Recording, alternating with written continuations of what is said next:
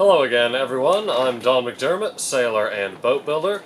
I am building a 9-foot clinker-planked sailing dinghy, and this is the 5th episode in my series documenting the build. Now, in the last episode, I laminated the stem of the boat. Now, I have continued working on the stem and also the apron, but in this video, I'm going to be concentrating on showing you the work that I'm doing on the transom, and I'm also going to tell you a little bit about how I became trained as a boat builder. Now, with regards to the transom, it's not that easy to get your hands on a plank of mahogany that has enough width to account for the overall height of the transom. So the first thing I've done is I've edge set 2 planks of mahogany that will give me the overall height.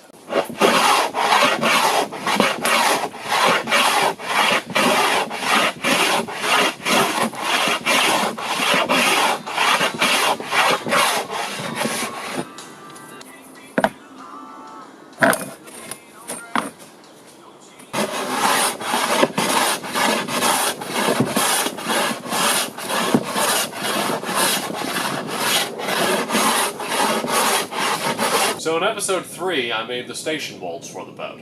Now, if you think about it, the transom is really just another station mold that is a permanent part of the boat.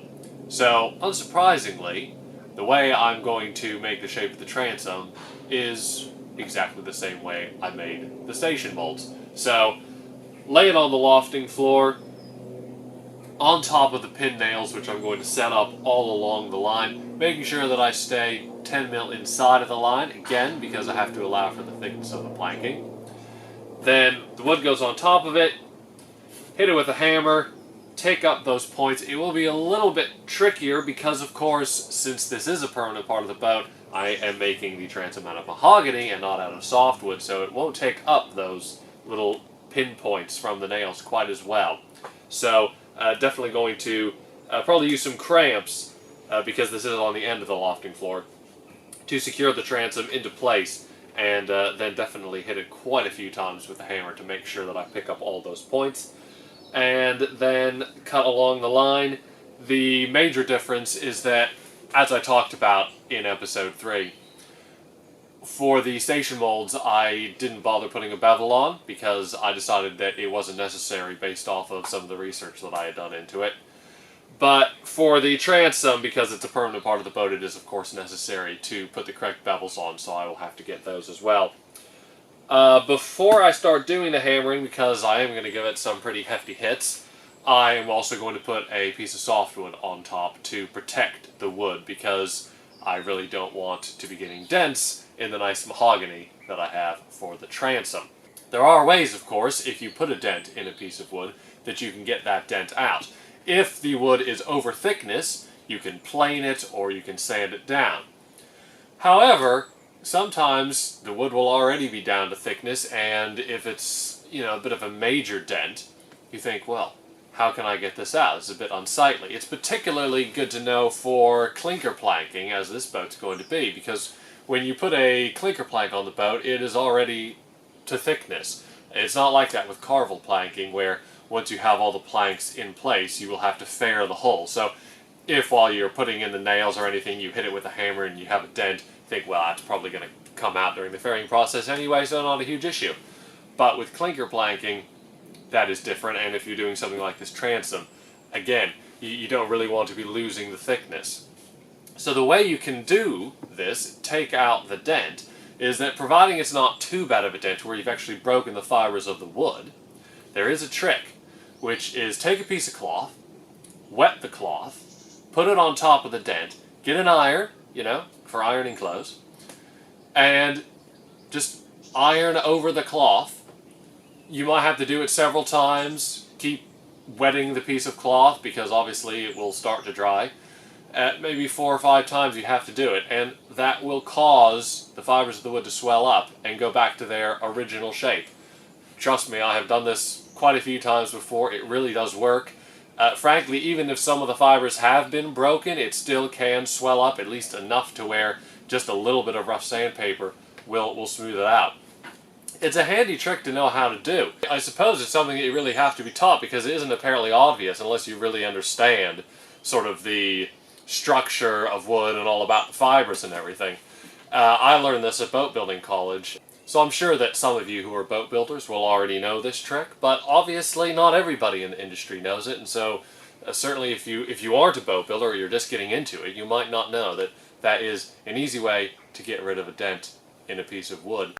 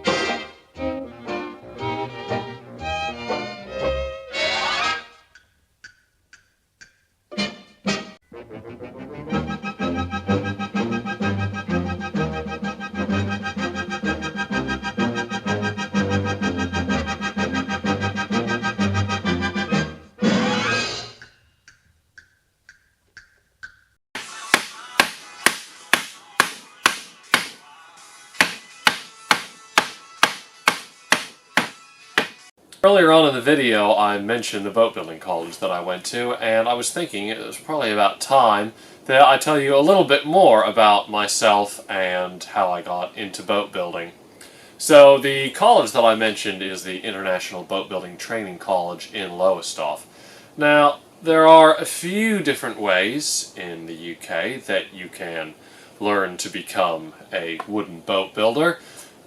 There are still a few boat yards that will do apprenticeships for young people, and then there are basically two different kinds of courses that you can do. There is a several-year uni course that you can take, or you can go to a specific boat building college, which is full-time for a year, which is what I did.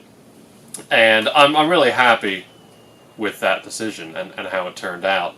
I think that IBTC is a terrific college. There's really very few options when it comes to a one-year boat building course, for the obvious reason that they talk about wooden boat building being a dying trade, which, when you hear that, you think that it means because there aren't enough wooden boats for people to work on. That actually is not true at all. There's lots of work to be done.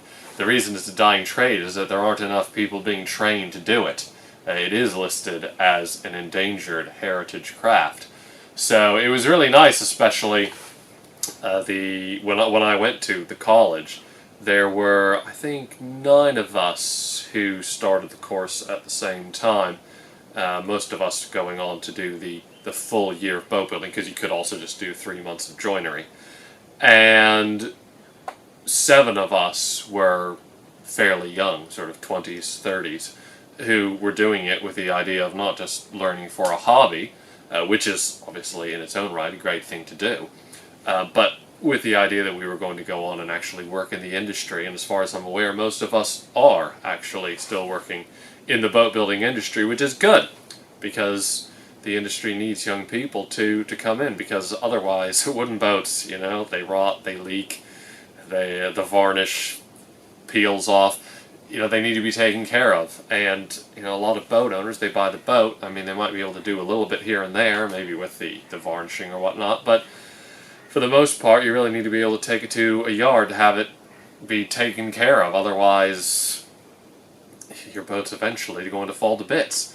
So it's important that there are people at the yard who are working there and know what they're doing. So it's great work that they're doing. The college was recently given an award for training boat builders, which is very well deserved, having been there. And yeah, I think it was a good choice. Also, it's great being on the Broads. I love the Broads. I love sailing on there. I mean, some of you will have seen the videos that I've done. Well, I didn't do them. My mom shot them because I was busy at the time, sailing in the Three Rivers race on the northern rivers of the Broads. And obviously, while I lived in Lowestoft, since it's right on Alton Broad, I spent some happy times sailing on Olton Broad, which is a lovely place to sail. And quite different from the sailing that I usually do on the Thames, because obviously that's river sailing. And so sailing on a broad is a little bit more like sailing on a lake, which is quite a nice experience.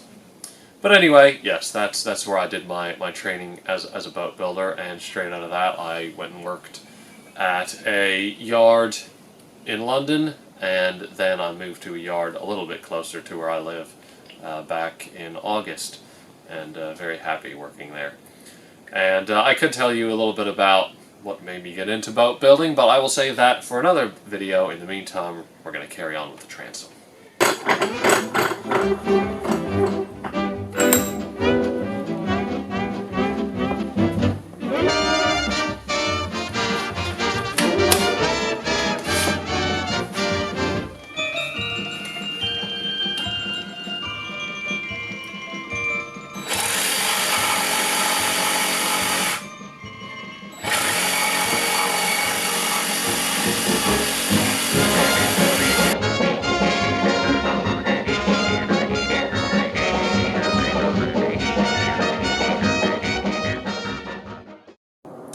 So that's the basic shape of the transom done.